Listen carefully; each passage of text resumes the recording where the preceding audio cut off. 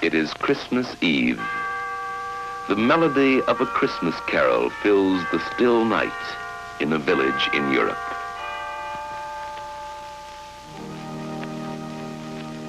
It is Christmas Eve. The same song comes from a church in a small town in America. For nearly 150 years, in many parts of the world, people have been singing this carol. It is the song we call Silent Night.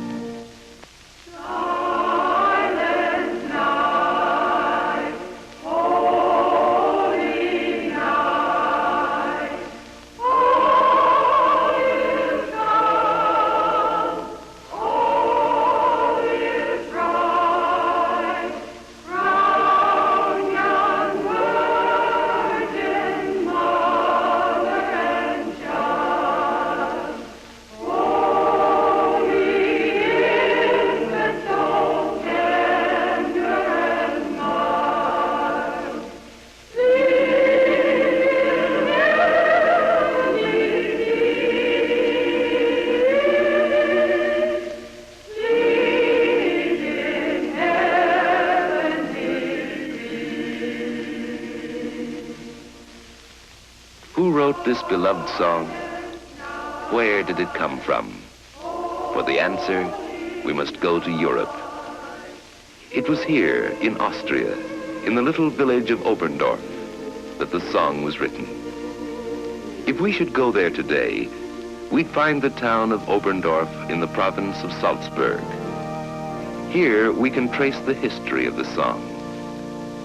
Not far from the church of St. Nicola, in the village, is a chapel built by the people of Oberndorf. Inside the chapel, the story of Silent Night is told in two portraits of stained glass. One is of Father Mohr, the village priest who wrote the words of the song. His friend was Franz Gruber, the teacher and choir master who composed the music of Silent Night. For the story of the two men and the song they wrote, we must go back a long time. We must go back a century and a half. It is the year 1818, in the holiday season, the Christmas season. In the village, it is the time of age-old Christmas customs. Groups of girls are visiting each house, carrying with them a painting of Mary and Joseph. Boys representing the shepherds of Bethlehem come to the houses caroling. They are collecting gifts of food for the poor. The story they tell in song is one that never loses interest, for it is the story of the first Christmas. And the same story will be told again in the Christmas Eve service in the church. But on this afternoon, the door of the church stands open, and all is still. Inside, the choir master, Franz Gruber, has discovered that the organ is broken. He will not be able to play, and Father Mohr will have no music for his Christmas Eve service. And what would Christmas Eve be without music in the church? The problem was one for Father Mohr, but he was not here. He had gone away to visit a family in a mountain cabin. As he walked along, his thoughts were on the preparations for the coming of Christmas. His path took him ever upward, along the snowy slopes. Above him was the forest, dark against the gleaming snow.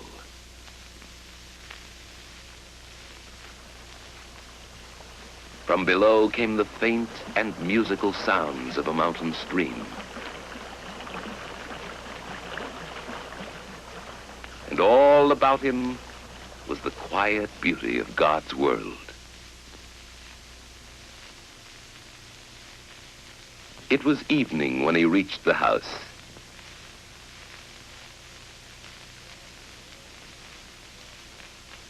At the door, he received a warm and friendly welcome. And there before him lay a baby with his mother. Perhaps as he watched, Father Mohr may have thought of another child, the Christ child, lying in the manger. It was night when Father Mohr started back to the village. In the moonlight, the mountain slope lay still and calm. It was a beautiful night, a holy night. Father Mohr thought of many things. The child he had seen, the beauty of the night, the Christmas soon to come. And so it was, as some say, that on his return to the village, Father Mohr wrote a poem. The words seemed to come quickly and easily. Stille Nacht, heilige Nacht, silent night, holy night.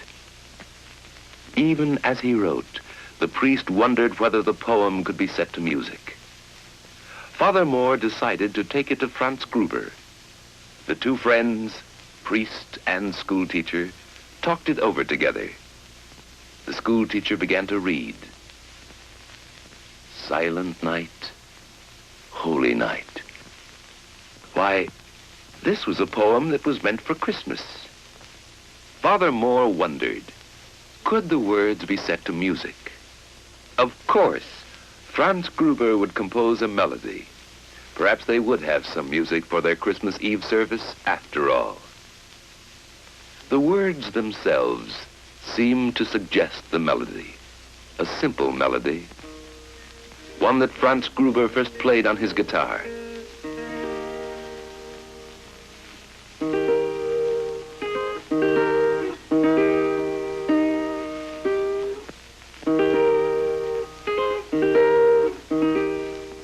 And so it was that the song two men had written was presented for the first time in 1818 at the Christmas Eve service in the village church.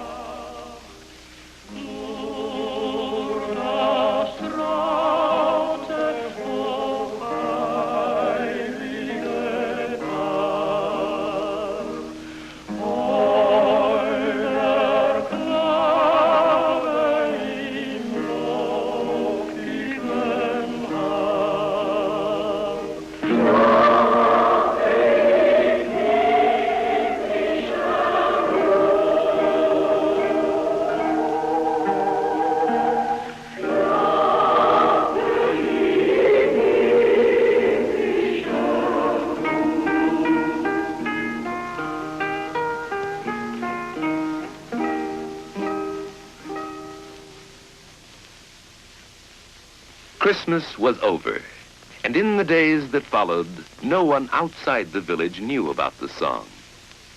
With the first hint of spring, an organ mender from a village in the Tyrol came to Oberndorf. The children knew that at last someone had come to fix the broken organ in their church. And indeed, it was not very long before the old craftsman had put the instrument into working order.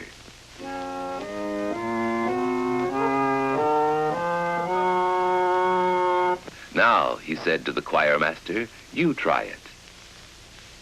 And so Franz Gruber sat down and began to play the Christmas song he had written some weeks before.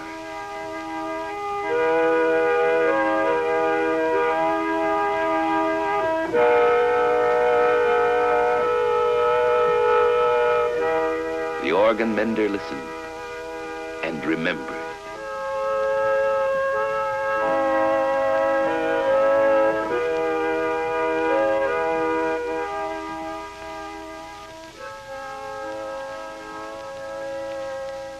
All the way back to his own village, the organ mender thought of the lovely words and simple melody.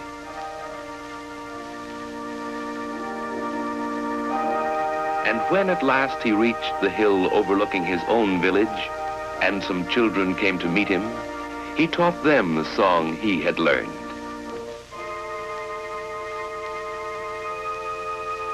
Down the hill ran the children, and with them went the song, Silent Night. For some years, the song was known only in such villages, tucked away in the snug valleys of the Alps.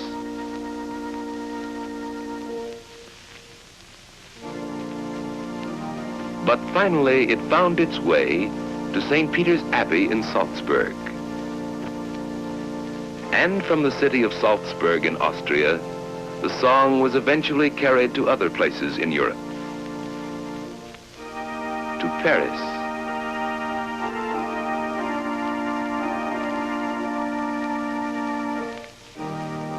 to London,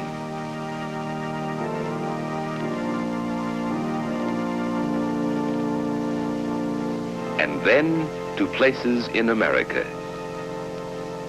to the cities, and to the small towns. Today, Silent Night is a song that belongs to everyone.